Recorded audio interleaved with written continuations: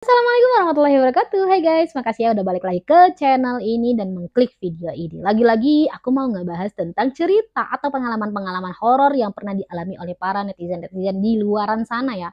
Dan seperti biasanya lagi juga kita akan cantumkan ceritanya di samping atau di atas atau dimanapun itu. Yang penting kita bisa membaca dan mendengarkan bersama-sama, oke?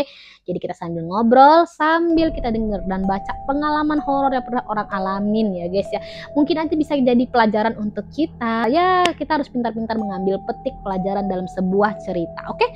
Nah, bagaimana ceritanya? Ini adalah cerita yang pernah dialami oleh seseorang yang konon katanya orang ini berhasil meramal dia, guys. Nah, bagaimana ceritanya? Mari kita langsung baca aja ke ceritanya. Check it out, oke?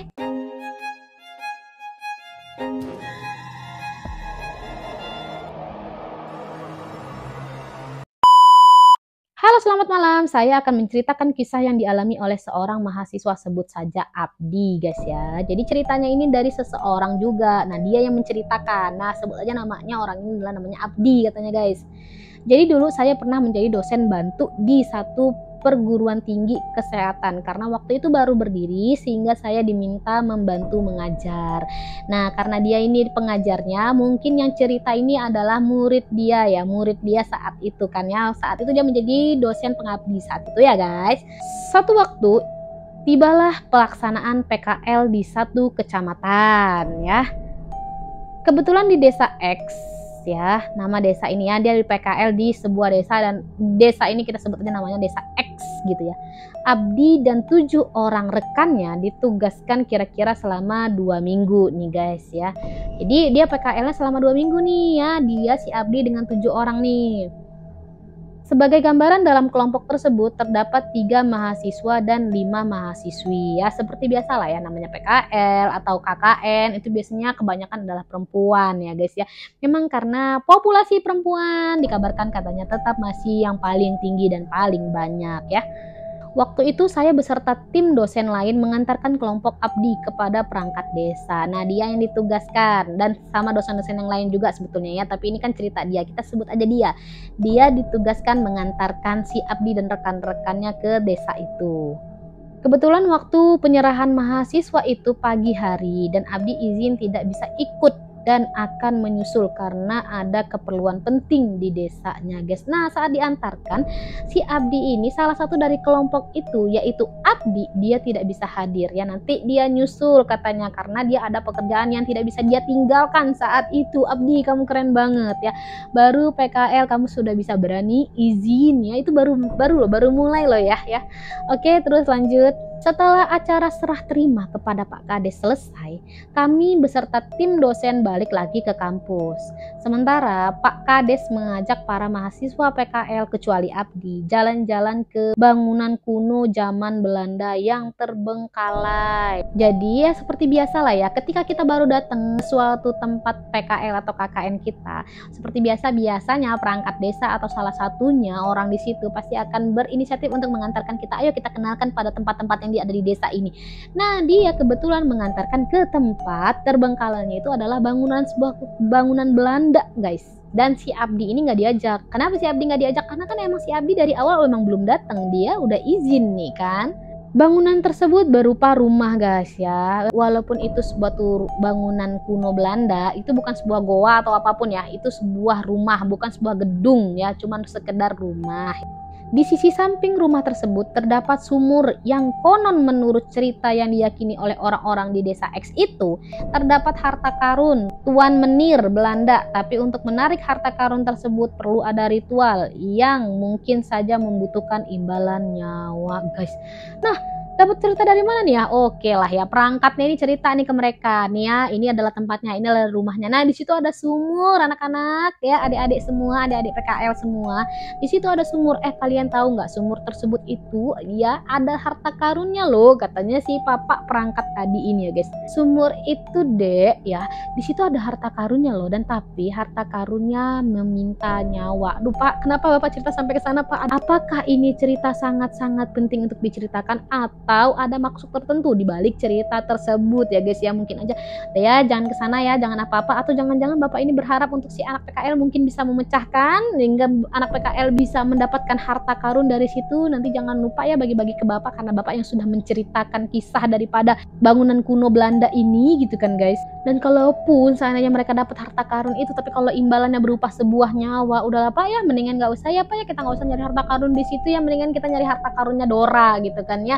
Ayo, di mana harta karun, di mana peta, di mana peta, mendingan kayak gitu deh ya menurut anak si PKL tersebut ya, kalau sampai imbalannya harus nyawa pak.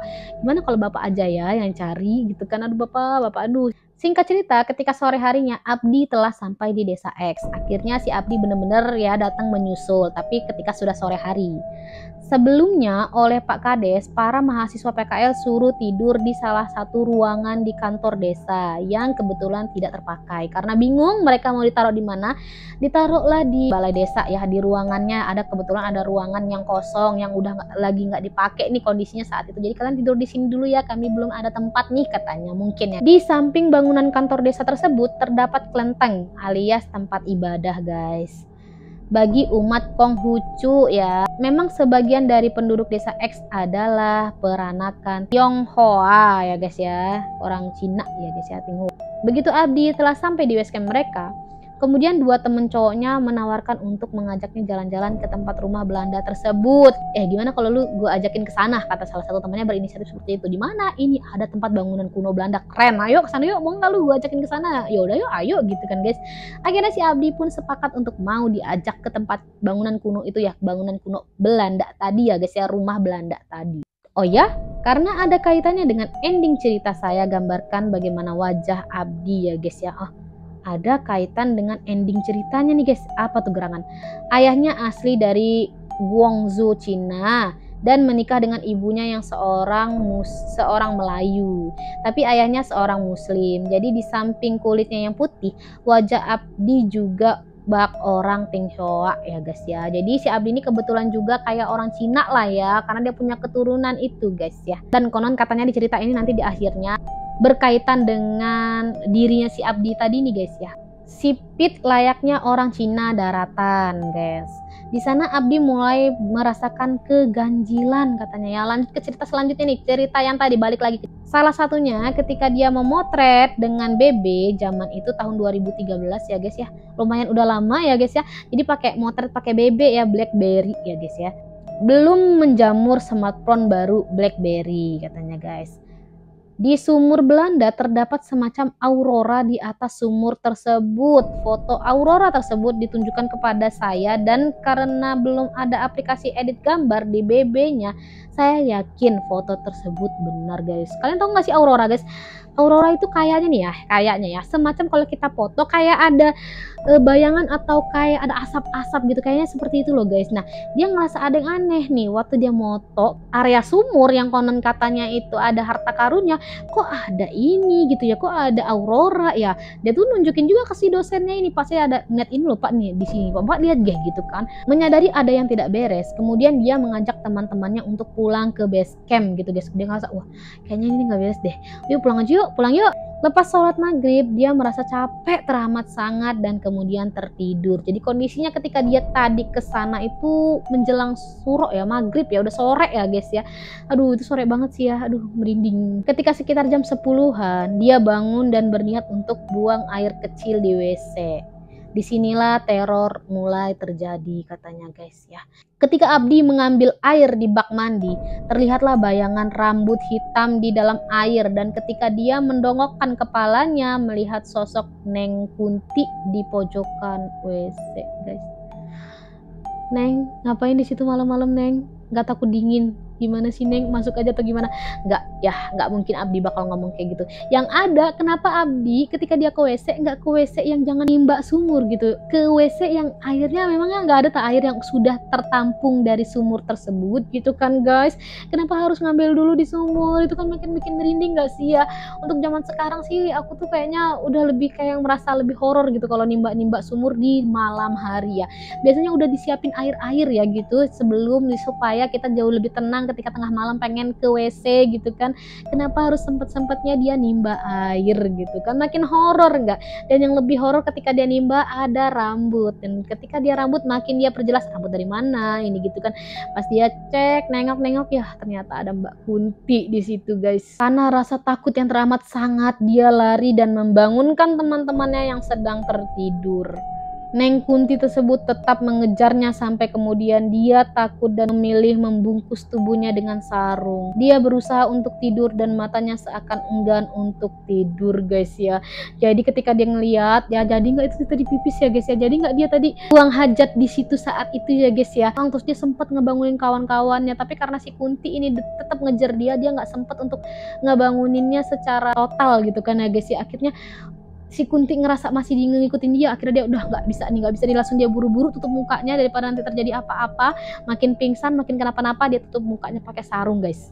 Itu si Kunti kenapa si jahil itu sih ya? Kalau biasanya nih ya, aku dengar cerita-cerita kayak gini nih, ngelihat, abis itu nanti menghilang, atau kalau nggak ketika dia sudah melihat dia pergi ya nggak diikutin. Ini si Kunti barbar banget nih, maksudnya apa nih ya? Minta pertanggungjawaban, emang ada apa hubungan kita antara kamu dan aku apa gitu?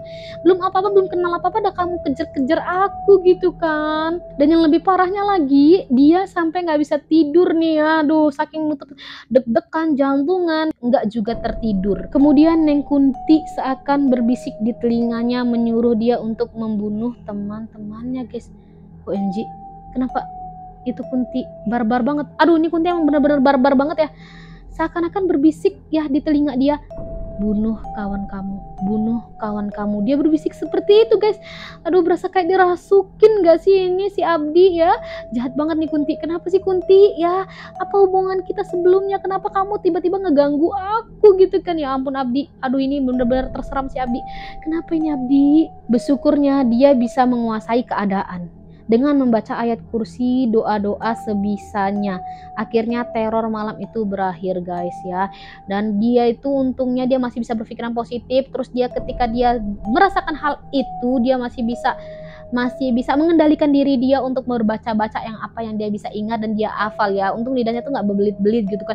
Dia masih ingat dengan Allah Tuhan semesta alam, bahwa Allah yang lebih kuasa daripada ini ya. Walaupun nih jin udah benar-benar di luar kendali ya. Biasanya jinnya cuma nakut-nakutin, ini sampai benar-benar ngejar, sampai bahkan membisik-bisikin dia. Bisa-bisa ini lama-lama si Abdi dirasukin sama si jin ini.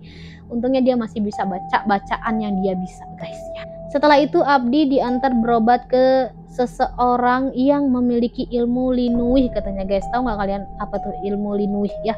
Kalau aku nggak ngerti sih ya apa itu ilmu linuih. Kalau kalian tahu silahkan komen di bawah ya guys. Yang mengejutkan, kota orang tersebut kenapa Abdi dikuntit oleh Neng Kunti tersebut, karena ternyata dia adalah roh noni Belanda yang mati menceburkan diri di sumur di bangunan Belanda yang pernah disinggahinya guys. Jadi sebenarnya si Kunti ini bukan yang datang dari sumur tempat yang mereka inapi saat itu ya guys ya. Kunti ini adalah none Belanda, tadi dia sempat datengin dan dia foto. Nah, bisa jadi yang dia foto itu yang ikutin dia saat itu guys. Noni Belanda tersebut memilih mengakhiri hidupnya karena dia dipaksa kawin sama tentara Jepang. Sialnya wajah tentara Jepang tersebut mirip dengan wajah Abdi guys. Oh pantesan tadi sebelumnya ya si narasumber ini menceritakan ternyata si Abdi ini katanya mirip dengan si tentara Jepang yang harusnya dipaksa kawin sama si Noni. Makanya Noninya ini ngikutin kok mirip sama ini gitu kan. Akhirnya si Noni ini karena mungkin punya dendam pribadi gitu ya guys ya. Kebetulan mirip, dideketin lah dan disamperin atau ditempelin lah si Abdi ini guys. Selepas kejadian itu Abdi seakan mempunyai kekuatan menerawang selama 2 minggu guys. Jadi setelah kejadian itu dia bisa menerawang kehidupan orang. Awalnya saya tidak percaya, saya iseng bertanya siapa calon istri saya. Bukannya menjawab cewek asli daerah tersebut atau luar daerah, malah dia bilang saya akan menjadi PNS di akhir tahun 2013 di daerah tempat saya mengabdi. Saya tertawa saja karena saya tidak percaya berhubung saya mau pulang kampung. Tapi entah kebetulan atau bagaimana saya memang mendapatkan kesempatan jadi PNS daerah akhir tahun ini karena nggak di ACC admin, aku bagikan saja di sini. Katanya gitu guys. Jadi Denny sebenarnya udah mau menceritakan ini di admin atau di ceritanya langsung, tapi belum di ACC. Jadinya ceritanya di sebuah komentar guys, gitu guys. Nah, Gitulah ceritanya guys ya. Dan bener aja ketika dia ngeramal dan itu bener-bener terjadi, entah sebuah kebetulan atau gimana, dan bener-bener selama 2 minggu dia ngeramal dan itu bener-bener selalu bener nih yang merawang. Dan kebetulan ketika dia cerita ke si dosen ini, dia kebetulan ngerawang juga. Ya udah, kalau bapak dosen penasaran apa saya bener apa bener, silakan bapak tanyakan apa yang bapak tanyakan, dan bener aja dia bisa menerawang guys ya. Nah, begitulah cerita yang dialami oleh si Abdi guys. Bagaimana menurut kalian? Hal positif yang bisa kita petik dari pelajaran di sini adalah ya itulah pentingnya ya guys, terus membentengi diri kita dengan amalan-amalan ya guys ya. Coba seperti Abdi tadi ya, dia dikejar-kejar sama si Kunti guys, tapi dia masih bisa membentengi diri dia dengan bacaan-bacaan taus agama, dan itu karena dia masih punya ilmunya guys. Makanya itu kita penting untuk membentengi diri kita, setidaknya kita harus hafal tuh ayat kursi, Al-Fatihah, ataupun sesuai dengan kepercayaan masing-masing gitulah ya guys ya. Yang penting jangan lupa tetap ingat Tuhan kita, bahwa Tuhan kita lah yang lebih tinggi dari segala-galanya. Oke, terima kasih sudah mendengarkan. Jangan lupa menonton video-video selanjutnya. Oke, terima kasih. Wassalamualaikum warahmatullahi wabarakatuh. Bye-bye.